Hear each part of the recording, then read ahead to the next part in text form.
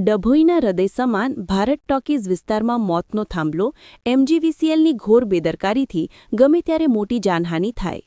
ત્યાં અંગે તાજેતરમાં મીડિયામાં સમાચાર પ્રસિદ્ધ થતાં એમજીવીસીએલ દ્વારા તાત્કાલિકના ધોરણે નવીન થાંભલા માટેની કામગીરી શરૂ કરી દેવામાં આવી હતી.